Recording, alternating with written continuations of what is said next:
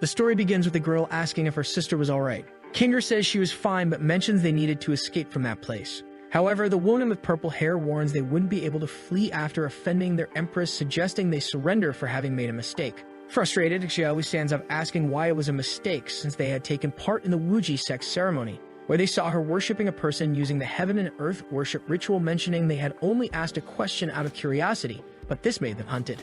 Moreover, the girls' sect treated human lives as if they were worthless, where it was clearly a demonic sect. Then the woman with purple hair speaks, saying she should know whom they were talking about. The Empress's master and the legendary supreme demon, where he was not only the Empress's master but also the supreme demon of the south, asking if she dared to say that the supreme demon would be swallowed by heaven and earth, advancing upon them, mentioning that in their next life they should mind their own business with their mouths shut. At that very moment, lightning strikes in the middle of the confrontation. Kinger questions what was happening and if that was an earth dragon. Around that mountain, a storm was occurring. At its peak, an unknown figure appears among the clouds. A man with golden eyes appears, and his name is Yi Shen, former leader of the Exoanti sect. The boy thinks the realm was still the same even after 100 years of seclusion, but it seemed that his body was sanctified, questioning if he could be considered immortal, saying that this could be considered a successful breakthrough.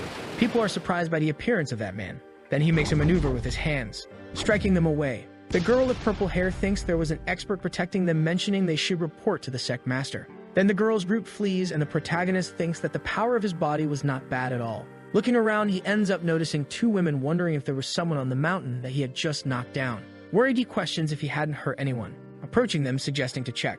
Landing on the ground, he asks if they were alright. Because of his descent, a gust of wind goes towards them, destroying a piece of the mountain. Sometime later, Xiao tells the protagonist what had happened, saying that the Wuji sect was a name that sounded quite pleasant besides the title of Empress, which is quite dominating. However, one could not kill someone just because they said something wrong, and if his disciple Luan Yaner were there, she wouldn't let that happen. Xiao mentions that he was undoubtedly an expert, and that his disciple must be a person of noble character. Then the boy says that if they were alright, he didn't need to stay there anymore, and he would withdraw because he had something to do. Xiao affirms that he was really an expert because he disappeared in an instant, questioning if they would be so powerful in the future. However, the girl is confused, seeing that her sister was desperate. Kinger remembers the name of the protagonist's disciple, mentioning that the empress who was hunting them was also called Luan Yaner. Going back to the past, one of the young man's disciples asks if he was really going to abandon them to enter a state of seclusion. But the protagonist tells the little girl not to worry because he had already killed all the rebels, and in the next 100 years, no one would offend their sect. However, with tears in her eyes, she says she didn't accept that because she didn't want him to go away. But Shen tells her to stop it because he had exhausted all his energies just so they could live peacefully in the future, mentioning that he wouldn't protect them forever, giving an order that from that day on all disciples should focus on improving their skills to restore the ancient glory of their sect. Returning to the present, the protagonist says that in just 100 years, the spiritual vein of the sect was revived, saying he would descend to take a closer look, mentioning that everything there was prosperous, so it was worth letting his disciples gain experience. Looking to the side, he notices some wooden dolls, thinking that in the past they only sold things like talismans and pills, supposing that life was getting better. Seeing the statue, the boy wonders why that statue was so familiar, asking the seller which deity it represented. But the merchant becomes desperate, asking for his mercy, saying that if the protagonist looked up, he would see a better statue. Observing the giant statue in front of him, Shen wonders why that sculpture looked so much like him. Seeing from the statue, he notices a writing of the signature from the Wuji sect, remembering that the woman he had saved before had claimed she had been pursued by this sect. Then a man appears, saying that he was the guy who had dressed as the statue of the deity and went out robbing stores, spreading false rumors. A group of girls appears, saying that he disobeyed the law in broad daylight and should be executed.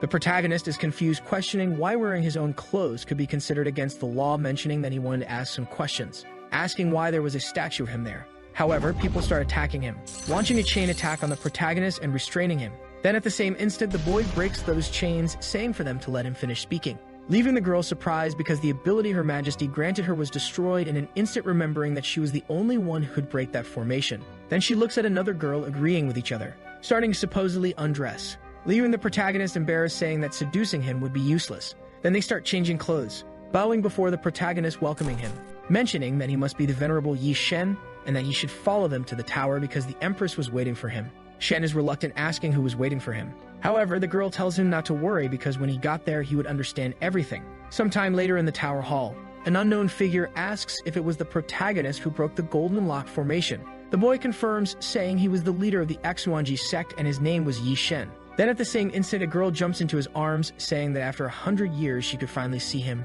Remembering her face, the protagonist recognizes her as that little girl who only knew how to cry, asking the girl to get off him. But the Empress says it wouldn't be possible. It was very painful for her to wait for his return. So this time, no matter what the protagonist said, Luwon wouldn't let him go away. Shen asks what she was talking about, asking Yenner to get off. But the girl questions if the protagonist would continue to be so ignorant. But it was all right because the more he behaved that way, the more she would like it. Observing the girl, Shen thinks that was the 9 turns portal, and before entering seclusion, it was the last movement the protagonist taught her.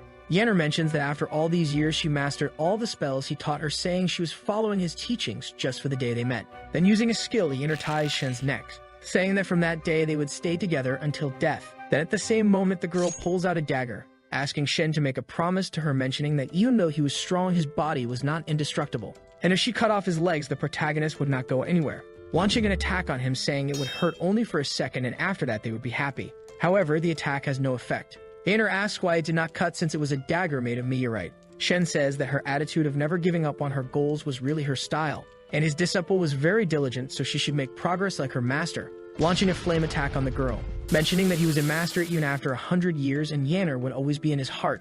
At the same instant, Shen is surprised seeing the girl, who was half naked, asking if the protagonist really thought that way. Then blood starts coming out of his nose, informing that the destructive style was very powerful. Answering her question, Shen says he had not changed, suggesting she go change clothes. But Yenner says he was lying, emphasizing that he had spoken for the sake of speaking, because the boy had said nothing about the promise they had made together and had forgotten everything, leaving the protagonist thoughtful about what he had said and remembering his past with her. In his memories, Yenner says that Shen had said that those formations would not break, but still got hurt, hugging the boy, saying she would not be able to marry anymore. But the protagonist says that Yenner had defeated a black bear even being so young, and affirming that she was very beautiful and would stay with her forever, leaving the little girl embarrassed with what he had said, asking if that was true. Shen affirms, questioning if he had ever lied to her and that they would stay together forever. Returning to the present, the protagonist hugs his disciple, saying that nothing had changed and he had just arrived a little late. With tears on her face, Yenner looks at the protagonist and hugs the boy, asking why it took him so long to arrive. Sometime later, Yenner tells everything she had done over the years to Shen, mentioning that she had changed the name of the sect just to avoid being persecuted. Reluctant, the girl observes the protagonist, asking if the promise they made before was still standing. Remembering the promise he had made that he would be with everyone from the sect forever, Shen tells her not to worry because he would not break his promise, leaving Yenner embarrassed because she had really agreed, so it could be considered a marriage promise. The protagonist mentions that since they had fulfilled their promise, they had something important to do. The girl confirms, saying she would choose a favorable day, thinking it would be a wedding, but that was not what Shen wanted, but rather to reunite with everyone from the sect. Then at the same instant, one of the maids arrives to pass the report, saying that the celestial book had awakened, and all the sects joined forces to go to the city of Changshu. Shen is thoughtful about the name of that sect, thinking that before going into seclusion he forgot to take that book. Then Yenner says that the book belonged to them, giving an order to get it. But at the same instant, the protagonist asks to wait, saying he would get the book on his own. Sometime later in the city of Changshu, a boy was distributing newspapers, claiming that the battle for the celestial book had begun. Approaching the protagonist, the young man asks if he would like a newspaper. However, the protagonist did not need it. Looking around, he thinks that 100 years ago that place used to be a forest city, but it changed a lot, so he could not find the right way. But a paper doll that Yenner made for him says that with her in command, the protagonist would have no problem navigating the continent. Shen mentions that she had said that an escort would deliver him, but he was there just to get what was his, so he should not need it. Then Yenner responds, saying that when he was in seclusion, the celestial book was stored in that city, causing many disputes between families as the Exuanji sect was weak and unable to recover it. Yenner took advantage and told everything about the celestial book to the world, causing a fight among the cultivators. Shen understands, affirming that that plan was well planned, leaving the girl happy, saying she had reached her destination and her escort was in front of her. The protagonist asks if she had anything else to say, and the girl explains that he did not need to worry because that escort was a secret agent. With a threatening look, Yenner tells Shen to get the book and return immediately, and also should not look at other girls, because every time she thought about it, she could not help but get angry. Shen murmurs about Yenner thinking too much about things. At the same instant, the protagonist sees something. Observing a girl in front of him, he questions if that person would be his escort. Approaching her, the protagonist asks if he could know her name. Standing up, the girl says her name was Yanton and she was not very talented but had knowledge in the art of seduction, and if he had a question she would answer. And besides that, she could help find lost items. Shen thinks she must be talking about the celestial books, so that girl must be his escort, but still should confirm, whispering something in her ear, leaving the woman surprised, asking if the protagonist was 250 years old, telling Shen to get out of there and not interfere in her business. Shen says that if they were not a family, they would not live under the same roof, so she should not worry, leaving the girl furious, asking who was part of her family and if she was calling her an idiot. At the same instant, Shen holds her shoulder, saying he was looking for a lost book called Celestial Book. She is surprised by the protagonist's hand, thinking that sensation was incredible, and when she was touched, her inner elixir was about to come out. Remembering about the only person who could do that to her and questioning if the protagonist was her destined dual cultivator. Observing the girl, Shen asks if she was alright, but she was and says she had waited for the protagonist for a long time and would take him to his lost item. Thinking she could not let Shen go away, she tells him to follow her. At the same instant, an old lady was looking around, questioning where was the person she would accompany to the palace. Sometime later at the Chanshu conference, the protagonist asks why there were so many people in that place, but the girl says that was normal, asking him to look on stage and see if what he was looking for was there, mentioning that the protagonist had a lot of power and should be there for the Celestial Book because there was a rumor where the person who got it would get the continent, and if the protagonist wanted, she could help him but needed help with something. But Shen had already disappeared from her sight. Looking above, people say something had flown onto the stage. Yan asks what he was doing, because there were two people who were fighting where he could not offend in any way. While one of the people tried to attack the boy, Shen thinks he needed to find the book and leave that place as soon as possible. The man asks if he wanted to take advantage of the fight and steal his treasure, saying he would kill him, launching an attack on the protagonist and sinking his body into the concrete. The man smiles, saying no one would bother him anymore, telling them to resume the discussion about the Celestial Book. But as he spoke, the other man tells him to look behind. However, it was too late, as Shen was already right behind him preparing a punch. But he stops the punch, hearing just a light tap on the man's forehead, throwing the man far away. Shen thanks him for his guidance. For now, the Celestial Book would be his. The fight spectators are surprised because the protagonist gave just a flick on the man's forehead and yet he was beaten up. The man, saying that Shen deserved to win the Celestial Book, calls the other guy, asking how long he would stand there and telling him not to forget what he wanted. However, the guy smiles, saying he was admitting that his skills were not good enough, and for that reason, all of his loved ones were killed. The man becomes furious with what the guy had said, preparing an attack. Looking at the sky, the spectators are confused, wondering if it was going to rain, but they still wanted to see the Celestial Book. Going towards the old man, he asks if the guy had gone crazy, using a protection magic to defend himself, thinking it was already too late. At the same instant, spheres of light begin to appear around the spectators. However, those spheres were not friendly, for they began to explode. Yanton, fleeing from the spheres, thinks that the old man really used the dark pearls and caused thunders. Moreover, after just half an hour, a gigantic area will be hit and can be completely burned, affirming that the protagonist was doomed. The boy was calm in the middle of the fight, saying that thunders were a bit troublesome.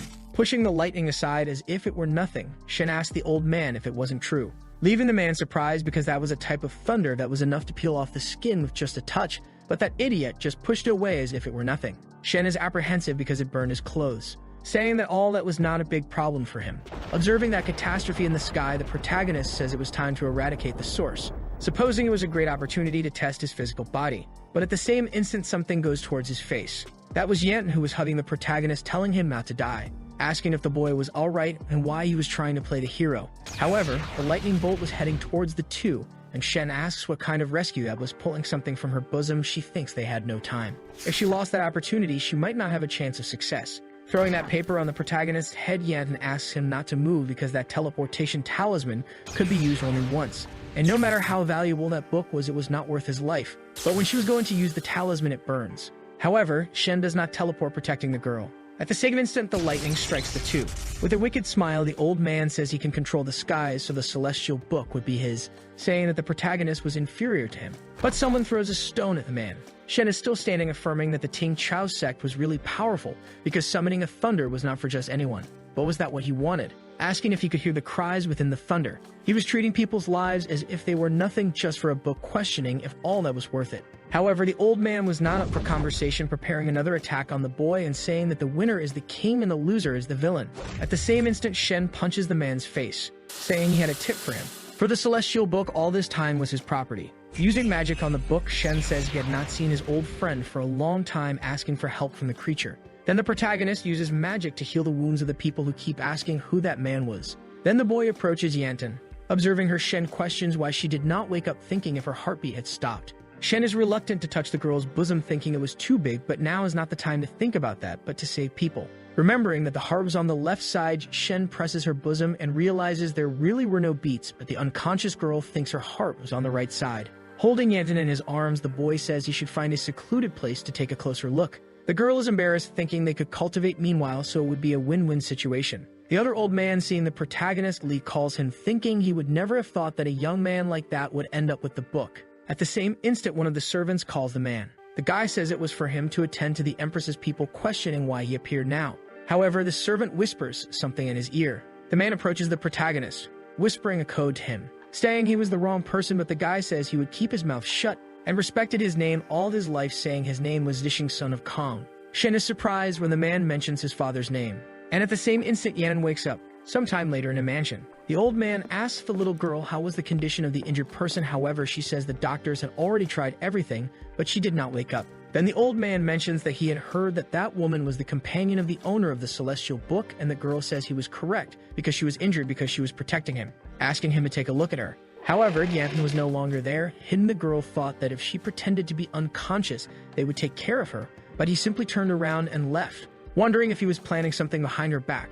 While Yevon walks, she notices one of her talismans, affirming that no matter how much she fled, as long as she had placed one of her talismans, the boy would not escape from her. Observing the door, the girl tries to hear what they were talking about, questioning why they were silent. Then, to solve her problem, she ends up piercing a piece of the door to see through the hole. But she is surprised by what she saw. Shen was simply touching the old man's chest.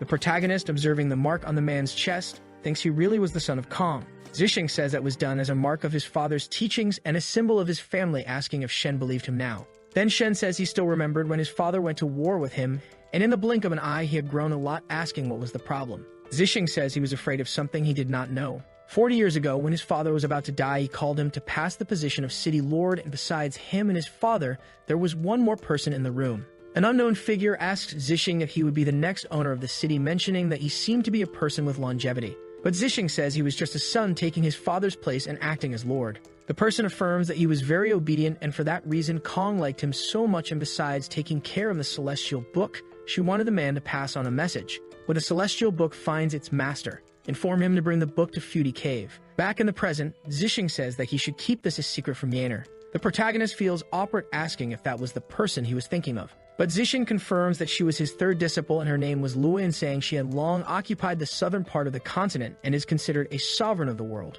Shen is surprised as his disciples were outdoing each other, pondering about the name of the cave, questioning if that wasn't the mountain where he made elixirs with his third disciple. At that instant, Zixing kneels before him. Then the protagonist asks what he was doing. Zixing mentions that originally the position of City Lord was not to be passed to him yet because his father wished to personally receive the owner of the Celestial Book. With tears in his face, he says he shouldn't bother him with those matters, but he needed his help. But Shen says his father, and he had a lifelong friendship, so he couldn't ignore it, asking where his father was. The man says his father was in a deep sleep in the Kunlun Mountains, asking the protagonist to find his disciple first. Yet, seeing that situation goes crazy, saying the protagonist was a pervert and completely misunderstood, because it was a lie that Zixing needed to speak with him in secret, and it was just an excuse to do things. Furious, she says she waited a long time for that opportunity, asking if he was playing with the girl. Entering the room, she throws a pill at them. With the protagonist fallen on the floor, Yan mentions that no matter how powerful, if they smelled a bit of her pill, they would sleep. With a mischievous look, the girl says a high-quality man like that should be hers.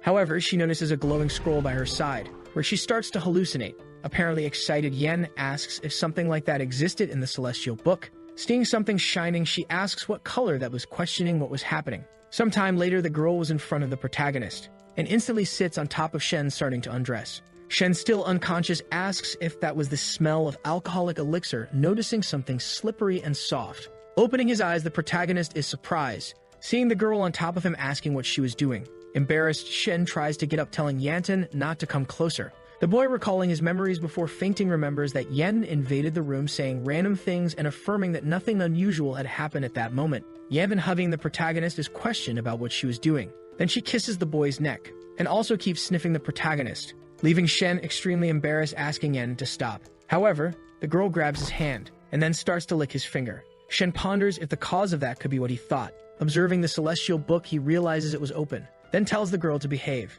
Then she starts to act like a dog, and the protagonist thinks that was the worst possible scenario. Because Shen had stored countless treasures in the Celestial Book, and to not be discovered, he put a spell where all people would receive a brainwash if they looked at it. They would become dogs, and then Shen questions if she had looked at the book, murmuring that he couldn't just sit and do nothing. With a sigh, he said that was very troublesome. Slapping the girl's face, Shen mentions that Yen was lucky because it was the protagonist who found her. The prohibition "do not indulge" takes a dog's soul and fuses it with humans. And if he tried to use common magic to break that spell, it would just turn her into an idiot. Then Shen presses Yanton to the ground, carrying out the dog's soul, saying she could return to normal. Then the girl faints and the protagonist thinks it was a success. Since she had suffered a lot, she should allow the celestial book to bless her with good dreams, mentioning that after Yanton woke up, the curse would be completely broken, and because he had helped her, the girl should keep that a secret. Then Shen says he should visit the Fusion Cave, besides that he should take advantage of the two being asleep and quickly leave that place, as it would avoid a problem of having to explain.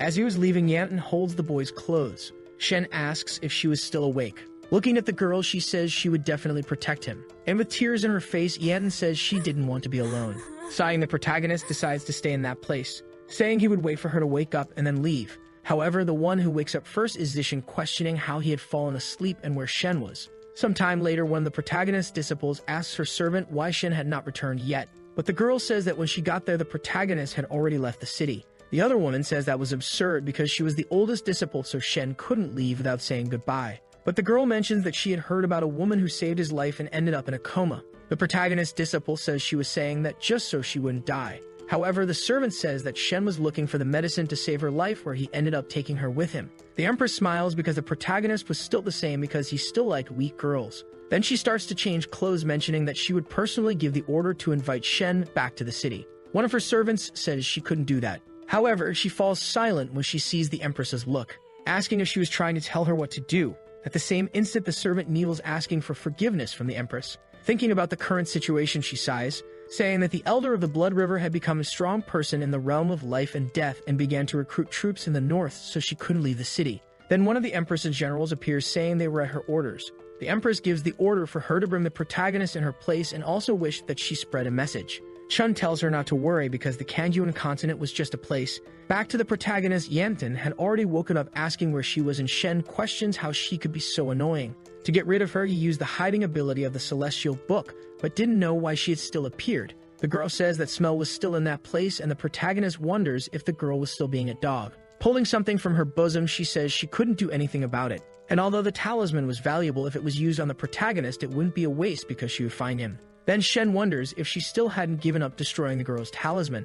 Then Yanton notices the boy. The protagonist thinks she could no longer find him, because no matter the reason, he definitely couldn't take her to the Fudy Cave. However, Yanton whispers, asking if the boy hated her, apologizing because she had passed in the arena during the Chanshu conference, where she caused him many problems. But the desire to save him, even with the chance of dying, was real. The protagonist watches the girl talking, becoming reluctant to say anything, saying that her time was limited. But she had a wish to fulfill before dying, mentioning that she had tried many times and now was convinced that Shen was the only one who could help her, saying that he could laugh as much as he wanted because she would work for nothing. However, before agreeing to help her, she asked the boy not to give up, because she wanted the protagonist to treat her like a dog and she was willing to do anything to accept it. Then Shen sighs and deactivates his invisibility, making Yanton happy because he really showed up, thanking him, saying she wouldn't cause any more trouble, questioning if the protagonist liked dogs, and there was no reason to use the celestial book because he could pretend. However, the boy doesn't say a word since he deactivated the book. Yanton thinks that was good because he was willing to help. At that moment, the girl is stabbed in the chest.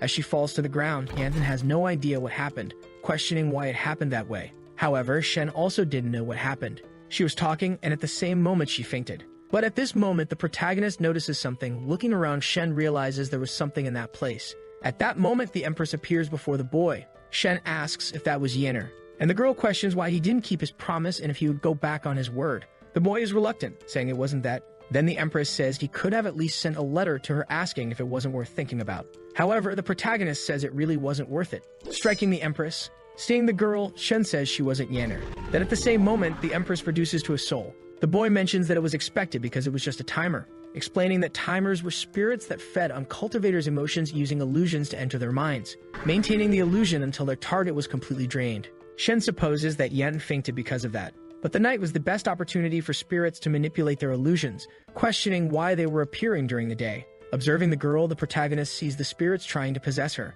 However, Shen makes a hand sign that ends up dissipating the spirits. But something was wrong because she was still fainted, making him wonder if the girl was lost to be completely eroded. Then in Yanton's past, a girl was singing, asking if her sister wanted a crystallized hawk. However, when she looks back, there was only a pile of corpses. Yanton says it's no use because she has always been alone, thinking that everyone in the world wanted her dead, being hunted countless times and escaping, questioning how long it would last. Then a woman calls the little girl, calling her disciple. Yan wonders if she still left one person alive, questioning what she was saying. Standing up, the woman asks her not to move because she would tell her the details, saying that she was the great seer of the Exuanji sect, and some time ago they sent her a message to travel 100 miles west to find her destined disciple. Sarcastically, the girl asks if she could call her master, and if she was willing to give anything. She wanted her life, stabbing the woman, saying she had met many people like that, wanting to use the term disciple to drag her to an elixir shop. As soon as the cultivators found out they could refine through the girl, the etiquette, justice, or laws of the heavens were gone.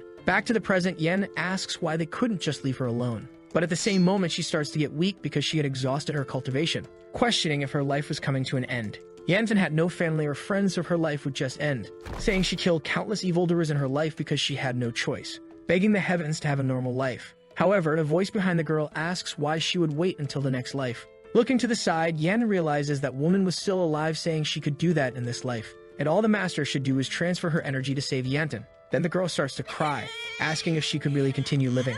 Then the woman confirms, saying she could have a good life from now on. But sometime later, her master was dead. Yanton tells her not to be afraid because it was her turn to save her. All she needed to do was find a person with a sacred body and perform dual cultivation. Back to the present, Shen says the spirit was eating the girl, so she couldn't hold on much longer, saying he should take care of it quickly. Then a multitude of Empress clones appears, hugging the protagonist and calling him to have fun, asking if he wanted her front or back. But at the same moment, Shen uses a spell suppressing the spirits. However, one was still alive, mentioning that the boy was very strong, asking if Shen liked that game, saying that Yenner was growing fond of him. Then the spirit steps on the protagonist, saying that women prefer to be dominant, so he should stay there like a good boy. But suddenly the girl starts to feel her abdomen burning, asking what the boy was doing. Holding her foot, Shen questions if she didn't know there was a pleasure point, an acupuncture point where he could provide a very pleasurable experience. The Empress gets embarrassed, telling him to let her go. Then the protagonist starts charging an attack, mentioning that to fight her, he should leave his human desires and focus on the goals, and giving her even more pleasure. She revealed her true form. If Shen let her escape, he wouldn't know how many victims there would be. Desperate, the spirit says she was really Yenner, asking how he could be so cruel to make her suffer. However, the boy says the name Yenner could not be mentioned from her mouth. She was left behind after going through the refinement penalty to protect the sect, taking the poison from her bones for a whole month without shedding a single tear. And instead, she felt sorry for her younger sisters, hiding in a corner in the dark, blaming herself for not meeting their expectations, asking how Yenner could seduce others for her own desires, because she was just something driven by lust, stealing others' memories and ridiculing them, questioning if that made her feel superior. Then strikes the spirit, revealing its true form. Seeing Yan fallen on the ground, the spirit thinks that girl was still lost in her illusion, so she could take over her body and start over. But at the same moment, she is sliced in half. However, it wasn't the protagonist who did that. Observing where the spirit was, there was a sword in that place. Then an unknown figure appears. That was the girl the Empress had sent before. A legend says that an immortal exile to the west of the Kanyuan continent created a secret technique, where two cultivators swallowed a mysterious stone to sacrifice their spiritual fetuses to the outer world. With the blessing of the blood formation, the two could communicate freely with each other in addition to sharing their cultivation realms and experiences. The person who created this technique called it psychic interlude. Then the woman says that he still remembered Yenner. Shen mentions that her spiritual fetus was a red product seen only once every 10,000 years. Then the woman asks why Shen was retreating, because he was having fun with the spirit and had forgotten to return to the city. The protagonist feels embarrassed, asking if she had seen that situation. However, the girl says she saw everything from beginning to end. And besides that, Yenner already knew everything, asking if the protagonist was looking for medicine for Yanton, and that's why he wasn't returning to the city, leaving Shen confused, not knowing what she was talking about. Then the boy tells everything to the woman, thinking that girl had come to find him to send a message from Yenner about not looking at other women. The girl says that even if Yenner misunderstood, why would Yanton keep following him all that way? But Shen mentions that she had a hidden motive because she needed his help. Thinking about the protagonist's words, the girl thinks that he didn't recognize her as a woman. Shen says he didn't know what he should help with, but when she was being corroded by the spirit, the girl called him master, asking if Chun thought Yenner didn't meddle in other people's affairs. However, the girl remains silent, remembering her past when Yenner protected him, and that she couldn't worry about that, mentioning that now she was the supreme demon and everyone called her a killer and fighter. But Shen says that was absurd, because if that were the case, Yanton would have died many times. And besides, that girl was not a bad person. She must have suffered a lot for 100 years, and now that Shen was back, the woman was free. Even if the world ended, the protagonist would help her. Embarrassed, Chun says she understands, and now that her master is here, she shouldn't worry about those things, mentioning that when he finishes taking care of things, he should return immediately to the city. And if it happened again, she would personally cut off his legs. Then at the same moment, an aura begins to approach her head, saying that Yanner had forgiven him, and when they returned to the city, she wouldn't take her eyes off him. Shen, seeing that Yanton still hadn't woken up, says he would take a look. However, for Chun, that was not necessary, because she would personally deal with it, then checks her heartbeat, tearing her clothes. Shen feels embarrassed seeing that situation with Chun on top of Yanner, saying that he shouldn't look when women were checking each other's heartbeats, so he would walk through the forest, thinking that since Chun was there, he didn't need to worry about the girl and could finally go to Fudd's cave. At the same moment, the woman throws a sword, saying that if he thought it was rude, he should just close his eyes, but he shouldn't leave her sight because it was an order from the Empress. Shen, observing that girl with a threatening look, questions why she was so difficult to deal with, saying he would do what she asked, asking how Yen was. And then Chun says the spirit entered her interior, corroding her spiritual fetus, stating that it would be difficult to deal with and could only use one way to fix it, but first the girl should wake up. Analyzing the situation, Shen thinks that doing that would bring damage to the physical body, questioning if that was a new technique created by later generations. Then the protagonist realizes that Chun had taken off her clothes, and when the woman looks back, the boy realizes that she reacted to it. While continuing the treatment, Shen feels embarrassed, thinking he shouldn't look at all. A while later, the day passes, where Chun had already completed the treatment, mentioning that the girl would wake up soon, so now Shen could relax. But when she looks at the protagonist, he was exhausted, saying she had done a good job. Realizing the boy was exhausted, Chun asks what had happened, but Shen gives a sarcastic smile, thinking if she still didn't know, saying that the spirit had hurt Yanton, so he would destroy their den. However, the Empress had already sent people to deal with it. Then the protagonist says she had treated him very well, offering her food, but Chun had been fasting for 3 years. Shen tries to convince her in various ways to let him go, but only managed to make her angry, saying the only thing he should do was stay there. But the boy still insisted, stating he wanted to go number 2. Then the woman throws a piece of wood to him, saying go ahead, but the protagonist says to leave it. Then Chun mentions that the girl's vitality was very damaged and the recovery method she did was only temporary, stating that elixirs would be needed to nourish her. But it was already late, so they shouldn't look now. Besides that, after all that work, she was too tired to think about it, suggesting they rest. But the protagonist says she could go rest because he would watch, and at the same moment, the woman falls to the ground. Shen apologizes because he pressed her sleep point so she could rest well. Then the protagonist leaves that place. However, the two were fully awake, cutting to Yanner combing her hair while saying that Shen was a good person because he felt sorry for the weak and helped the young. But this time felt that there was something different. So this time it was not to follow too closely, seeing if he was really helping her. Back to the present, Yan awake thinks that silver hair and animal ears were certainly the military general who worked for the Empress, stating that in that way she would definitely follow the protagonist. Then gets up trying to say something to her, but realizes something, because when she sees that her clothes were completely torn, questioning if when she was sleeping they did something to her. Realizing that the girl was already awake, Chun talks about her being enchanted by a spirit, so she shouldn't move, being surprised when she remembers everything she had done. After all of her planning, she didn't expect to be controlled by a spirit, thinking that if she was safe now, it was because Shen had helped her.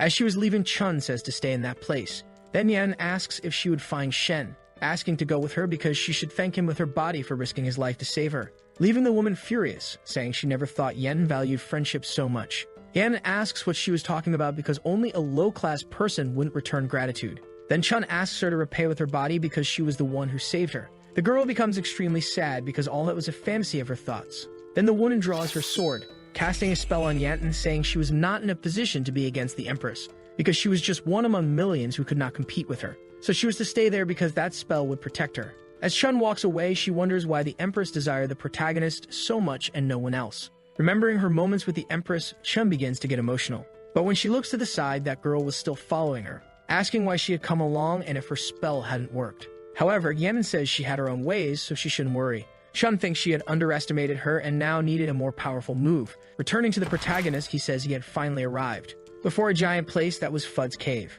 Meanwhile, the boy remembered his moments with his disciple. Seeing what the little girl picked up, it was a spiritual centipede that appeared only in places with a lot of spiritual energy. Luoyan asks why they needed to find a place to cultivate elixirs, because a cultivator should just sit and practice meditation. Shen says she was right, asking if she remembered why he founded his sect. And the little girl asks if it was to seek paradise, giving hope to the poor. The protagonist affirms that was it because it was the desire of his heart, but merely having supernatural powers was not enough to achieve it, because true power must be beneficial to the world, and that day, Luoyan found an ideal place to cultivate elixirs that could help people. Luoyan asks not to worry because she would turn that place into a paradise. Returning to the present, Shen mentions that it was very nostalgic, thinking that Luoyan had become a woman of respect. And besides, he remembers those two girls pretending to be asleep and probably now were following his false body, so he should thank Chun for showing his flaws. However, the protagonist thinks that was not right, but he should focus on that first, and then he would make peace with them later, saying they shouldn't reach his false body so soon. Returning to the two, Yanten was in an extremely suspicious position. Embarrassed, Chun asks what she was doing. However, the girl covers her mouth, telling her to be quiet. Chun asks if she would leave Shen alone because it was a waste for Yanner to think of him as a gentleman. Yanten says she understands how she feels because he was expressing his thanks to a tree. Then the woman thinks she couldn't report what was happening to Yanner because it would dirty her ears. Seeing the girl half naked, Chun asks her to wait. But Yanten says she was going to hell anyway, so she should let her extinguish that desire. Back to the protagonist, he wonders who is talking about him. As he looks to the side, Shen asks if that was a wind spirit, saying that wind spirits only appear in places with a lot of spiritual energy, so she had done a good job. However, when he enters the cave, a grotesque creature was watching him, leaving the poor protagonist confused because he thought there would be a paradise. At the same moment, the monster tries to attack the protagonist. Immediately, the boy changes his gaze, slicing that creature. Then he punches the ground, revealing an unknown place. So Shen asks if she had enough, observing that spirit was really Luoyan. Seeing Shen, she is happy, mentioning she hadn't seen him for a long time, asking if she had scared him. But the protagonist says that the monsters in the cave were just illusions and she had improved her skills. The girl affirms that Shen was the person who understood her the most. Then the protagonist asks why she was hiding from her senior sister and why she was in that form. However, Luoyan says that her soul hadn't left her body on its own because she had died. With a fearful look, the protagonist becomes furious, asking who had done that to her. But Luoyan asks him to calm down because she prepared this for herself, saying he could see with his own eyes. Mentioning that during the time he wasn't there, many people set their sights on his sect where they were again in danger of being extinguished. But Yanner and she remembered his teachings. Step by step, improving their skills, they were able to overcome this crisis completely. And after everything was over, they had to change the sect's name. But even so, in Luoyan's memories, Yanner says that all the plagues that interfered with the sect were examined and now they just had to wait for Shen to return, asking why she wanted to leave. But Luoyan says she was being too rigid because they couldn't do as they pleased. And at that rate, they might end up growing old. However, the girl holds Yanner's hand, mentioning that everything was fine. The responsibility of taking care of the sect was not hers alone, so she shouldn't worry. Because when she is old, Luoyan would be the master's favorite, asking if she would like that to happen. As she leaves, the girl apologizes, mentioning that the visionary revealed that someone had planned all that, and if she found out, she would do everything to end them. So she didn't want her to look at her in that way as before, asking if her master really understood. In those turbulent times, that was the only family she had. And after that bloody battle, she escaped with the spiritual fetus, setting up a decoy and building the city of Chanshu with that. Zhang Kong waited for him to return. Then Shen says she did a good job, so she shouldn't worry because he would have a new ship sculpture with a strong base for her, using the core of his brain. Luoyan mentions that her master was the best, but that would be more difficult than she thought, because she was still a cultivator of the realm of life and death, leaving the protagonist surprised because she had surpassed him in cultivation level. While her body was sanctifying, everything boils down to the matter of her cultivation, saying she was just in the realm of sculptor divinity, questioning if there was an opponent that even Luoyan, who was in the realm of life and death, was not able to defeat. The girl says that when she looked, he was at the level of the fourth tribulations, and even after escaping with a spiritual fetus, she tried to strengthen her body but couldn't, asking if the boy had just come out of seclusion. Then Shen asks if she thought the protagonist would lose, so Luoyan says she knew the boy would try to face them head-on, questioning if he would win with a crushing victory. And at the same moment, she takes a drop of her saliva, leaving the boy confused, asking what that was. The girl replies that it was the reason she stayed in that place because it was a fetus made with the ingredients she gathered. Hearing what the girl said, Shen asks if she was lying, because a wonderful pill like that should be used on herself, saying she had done that with her spiritual fetus. Then the girl starts laughing, saying it was expected of her master. Shen starts to leave the room, telling her to wait there and not to worry about the break as he would return soon. But at the same moment, a hand thrusts into his chest. Luoyan mentions that she found an opening and finally got him, starting to cast a spell on the protagonist. Realizing it was his spiritual fetus, the protagonist asks her to take it back, but the girl asks him to say hello to Yanner for her, because the two of them were always a family to Luoyan, dissipating into spirit fragments. Shen says that Luoyan had been maintaining Fud's cave alone all that time. He would borrow her luck but never asked her to push herself so hard. Then Shen starts to leave the cave. In front of a magical tree, he apologizes, saying he would come back. The heavenly book can nurture souls, so if he kept her soul within the book, it wouldn't disperse. Remembering that Luoyan always liked to travel, he asks why they didn't take a walk. Returning to the two girls, they feel the protagonist's incredible aura, questioning what was happening. Then at the same moment, Shen's clone explodes. Next, Chun grips her sword, sensing a gigantic energy heading towards her. Seeing Yannon fallen on the ground, she asks what was wrong. But the girl thinks her core would only react that way when it sensed a sacred core, so that would be her best chance. Shun mentions that she didn't seem well, questioning if the previous treatment wasn't complete, leaving Yan in surprise because she was worried. Remembering her moments with her master, she thinks she couldn't give up, using a spell to bind the woman, affirming that she would go after Shen because he was a rare sanctified body not seen for over 100 years. And now she could finally replenish her master's internal Dan to extend his life. At the same moment, Chun removes the spell, asking if she didn't expect Therese to defeat her. And if she behaved and let her handle Yenner's affairs, maybe she could ignore her actions. But that was out of the question because it was too much. Questioning if that was how her master had taught her, insulting her. Then Yen tells her to take back what she said, asking what her uselessness had to do with her master. Using a spell again to bind the woman. Looking at her chest, Chun realizes she had a sealing formation, not knowing when Yen had placed it. The girl says that formation could only be dispelled by rotation and only those in the realm of life and death could deactivate it. Chun asks if she had planned all that, but the girl says she never lied to him. Because she was the imperfect type who relied on those cheap tactics because without a master to teach her, she ended up having to learn on her own. Thinking if she thought she didn't want a better life and give her all to ensure a path for her master. Affirming she had done everything she could and had no choice but to resort to those methods so she would protect her master no matter what she had to do. Then a statue appears, saying that was the spirit, leaving Yan surprised, asking what he was doing in that place.